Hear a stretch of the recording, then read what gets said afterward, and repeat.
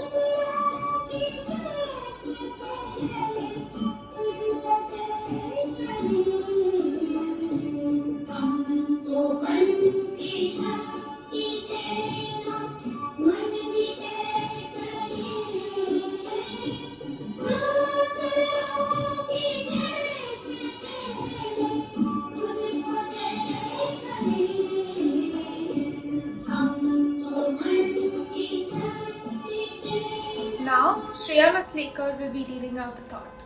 Good morning everyone. Today is 23rd January 2022, Sunday.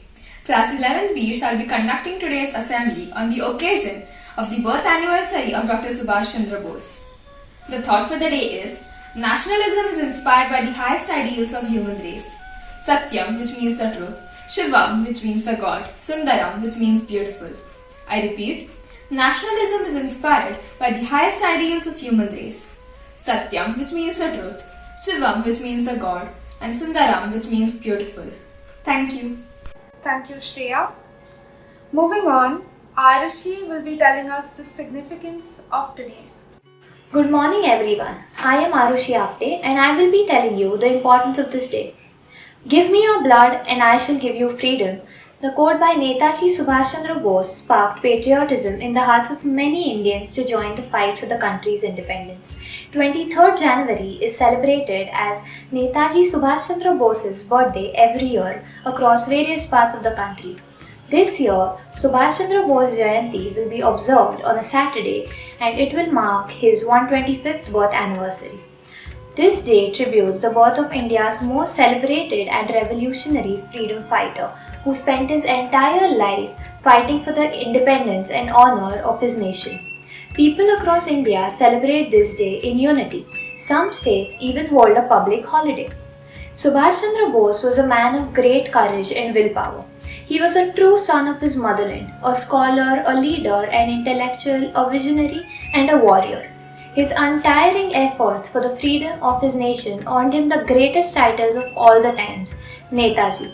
Therefore, to honor his contribution to India's struggle, for independence, Subhash Chandra Bose Jayanti is also celebrated as the Parakram Diwas or the Day of Courage every year. Thank you. Thank you, Arushi. Now, Nilay and Anshul will be reading out some interesting facts about Netaji. Good morning. Here are some facts about Subhash Chandra Bose. Subhash Chandra Bose was termed Patriot of Patriots by Mahatma Gandhi, even though they both shared two different political ideologies. Subhash Chandra Bose was imprisoned 11 times between the time span of 1921 to 1941, and in 1930 he assumed the post of Mayor of Calcutta, even though he was in prison. Azad Hind Radio, stationed in Germany, was established by Netaji. Phrases such like "Dilli chalo," "तुम मुझे खून दो, मैं तुम्हें आज़ादी दूंगा" were coined by Netaji. At the age of 16, Netaji was inspired by the teachings of Swami Vivekananda and Ramakrishna. Swami Vivekananda's emphasis on social services and reforms inspired Netaji. Netaji's first act of defiance against the British was in the Presidency College, where he assaulted a professor who allegedly made anti-India comments and manhandled Indian students. In 1923, Subhash Chandra Bose became the president of the All India Youth Congress, and he also became the president of Congress in 1938. On October 21, 1943, he assumed charge of the Supreme Command of the Indian National Army and announced proclamation of the Azad Hind Government. Being a great orator, Netaji also called for a clarion call for independence with his famous lines, "Give me blood and I shall give you freedom." In Burma, during a speech to the Indian National Army, Netaji, with the help of Japan, organized an Azad Hind Fauj, or the Indian National Army, with Indian prisoners of war, plantation workers from Malaya, Singapore, and other parts of Southeast Asia against the British forces. Subhash Chandra Bose also wrote a newspaper called Swaraj and was appointed to promote the Bengal Provincial Congress Committee. Gandhiji's followers were obstructing Netaji's work. Govind Vallabhbhai Patel put forward a proposal at this time that the Executive Council should be reconstituted. Even though Subhash Chandra Bose won the election, he was asked to submit a resignation as a result of Gandhiji's opposition. Otherwise, all members of the Executive Committee would resign. For this reason, he himself resigned from the Congress and formed the All India Forward Bloc. In 1938, he proposed the National Planning Council. Thank you. Moving forward, we also have a beautiful portrait of Netaji sketched by Rishita Pawar.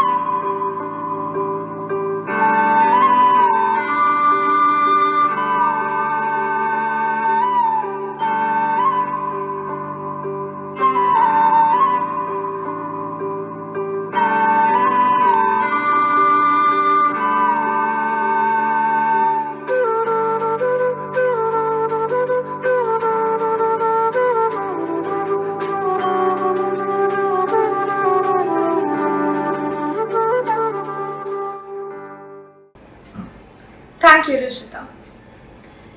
Now, Isha Bhairat will be telling us Subhash Chandra Bose's life story. Good morning, teachers and my dear friends. I'm Isha Bhairat from class 11B, and I'm here to talk about the great Subhash Chandra Bose. Subhash Chandra Bose, also known as Netaji Subhash Chandra Bose, born on 23rd January 1897, was an Indian nationalist. His defiant patriotism made him a hero in India. He was a great freedom fighter who was influenced by the teaching of Swami Vivekananda. He studied in Protestant European school and then shifted to Ravenshaw Collegiate School. He secured second position in matriculation examination in 1930. He went to Presidency College, where he was expelled due to nationalist movements. He completed his graduation in philosophy in Scottish Church University. Netaji was an active member of Indian National Congress. He was elected as the president of All India Youth Congress in 1923. He was also the part of the non-cooperation movement which was led by Mahatma Gandhi. He gave us a famous quote, "Give me blood and I shall give you freedom." In 1942, he was given the title of Netaji by Indian soldiers in Germany. Since then, he is popularly known as Netaji Subhash Chandra Bose. He died on 18th August 1945. Thank you.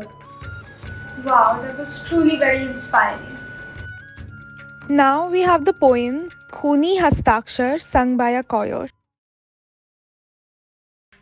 वह खून कहो किस मतलब का जिसमें उबाल का नाम नहीं, वह खून कहो किस मतलब का जो आ सके देश के काम नहीं, वह खून कहो किस मतलब का जिसमें जीवन न रवानी है, जो परवश में होकर बहता है वह खून नहीं पानी है। उस दिन लोगों ने सही सही खून की कीमत पहचानी थी, जिस दिन सुभाष ने बर्मा में मांगी उनसे कुर्बानी थी।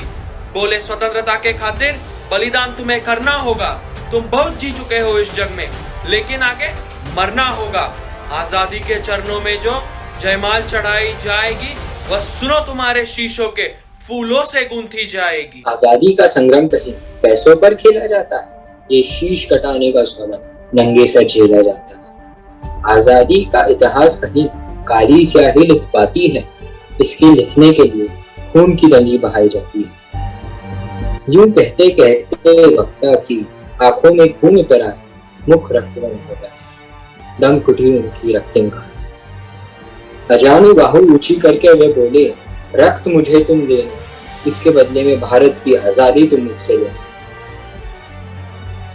हो गई सुबह में उथल पुथल, सीने में दिल न समाते थे, स्वर इनकलाब के नारों की कोसों तक छाया जाता। हम देंगे खून, तब बस यही सुनाई देते थे। रण में जाने को युवक खड़े तैयार दिखाई देते थे। बोले सुभाष, इस तरह नहीं, बातों से मतलब सरता है। लो यह कागज है कौन, यहाँ कर हस्ताक्षर करता है।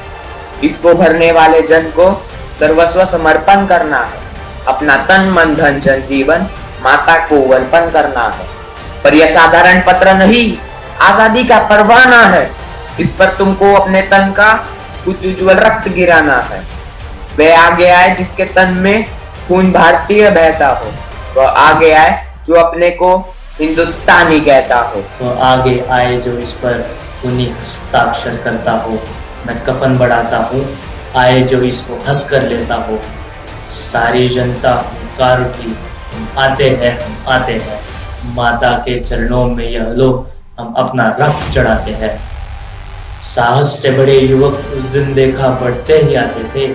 चाकू छुरी कटारियों से वे अपना रक्त गिराते थे, फिर उसी रक्त की स्याही में वे अपना कदम डुबोते थे। आजादी के परवाने पर हस्ताक्षर करते जाते थे। उस दिन तारों ने देखा हिंदुस्तानी विश्वास नया, जब लिखा था रणवीरों ने खून से अपना इतिहास नया। Thank you for that beautiful piece of poetry. Moving further, I'd like to call upon Sarth to deliver a speech about Subhash Chandra Bose. This is Subhash Chandra Bose speaking to Indians in East Asia. My countrymen, in East Asia, while I am in Tokyo, I desire to address a few words to you, and I have no doubt that you will give them due consideration. In the first place, I desire to thank you most heartedly for the warm and enthusiastic welcome that you have given me on the occasion of my public appearance in East Asia, and for the assurance that you have given me on the cold-hearted support to our efforts to liberate our dear motherland. I have received numerous telegraphic and postal messages from you directly, while other messages I have read in the press, and all these messages have given me great joy and satisfaction. I can only say and reply that I am proud of you. In the outbreak of war in Europe and in East Asia, I have been saying repeatedly that we, the Indian people, do not have wished or even dreamt of for a better combination of circumstances for helping us to achieve our liberty. When the world forces are helping us in this way, our task has automatically become very much easier than it would have been otherwise. This step should further strengthen our self-confidence and optimism and harden us considerably in the heights that lie ahead of us. I am overjoyed to see that you have already realized that the responsibility of winning freedom doesn't rest merely on the shoulders of a countryman at home. It is but natural that they should bear the burns of the burden, and they have been doing so already.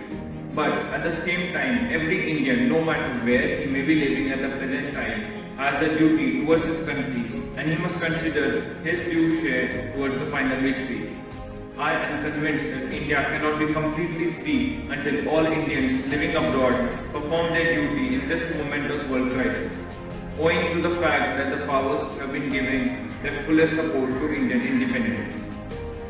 It is comparatively easy for Indians living in Axis countries, living in control by Axis powers, to play their part in the national struggle. Consequently, among those Indians who are now abroad, I expect that Indians living in Axis countries or in countries controlled by the Axis powers will render the maximum service to their motherland. Here in East Asia, you have seen for yourself how this take interest in and sympathy for Indian independence, the readiness of the Imperial Japanese government and nation to render us his assistance in a national struggle that we may need as naturally lighten our path to considerable degree. Consequently, there can be no possible excuse by any Indian in East Asia to not put his own weight in the present struggle. But though the Axis powers and Japan in particular are there to help us at any time, and we are actually doing so already, the task of liberating India is ours alone. That responsibility shall not cast on anybody else because that will be against a national honor. However, we have no rights to ask or expect help from any other country until we ourselves have first of all done our very utmost. Our countrymen and our sisters and brothers at home have been doing their best in the circumstances in which they are placed. Enemy is ruthless and desperate, and we need arms to defeat. Again, such a brutal foe, no among the civil disobedience, sabotage or of revolutionary terrorism can be of any avail. Therefore, we want to expel British powers from India, we have to fight the enemy with his own weapon. Jai Hind! Jai Hind! Thank you, Sarka. Now, proceeding towards the end, we have some popular slogans of Subhash Chandra Bose. एक व्यक्ति एक विचार के लिए मर सकता है, लेकिन वो विचार उसकी मृत्यु के बाद 1000 जन्मों में अवतरित होगा। जिस व्यक्ति के अंदर सनक नहीं होती वो कभी महान नहीं बन सकता, लेकिन उसके अंदर इसके अलावा भी कुछ और होना चाहिए। तुम मुझे खून दो, मैं तुम्हें आज़ादी दूंगा। मुझे ये नहीं मालूम कि स्वतंत्रता के इस युद्ध में हम में से कौन कौन जीवित बचेंगे, परंतु मैं ये जानता हूँ कि अंत में विजय हमारी ही होगी। आज हमारे अंदर बस एक ही इच्छा होनी चाहिए, मरने की इच्छा, ताकि भारत जी सके। एक शहीद की मौत मरने की इच्छा, ताकि स्वतंत्रता का मार्ग शहीदों के खून से प्रशस्त हो सके। धन्यवाद। Thank you. Ladies and gentlemen, I hope this assembly has been an inspirational and memorable one. I would like to thank all team members, teachers and organizers for putting in the efforts to make this possible. I would also like to thank the audience for listening, encouragement and most importantly for giving your time. To conclude the assembly, we have a lovely instrumental put together by Devang Nato. Thank you.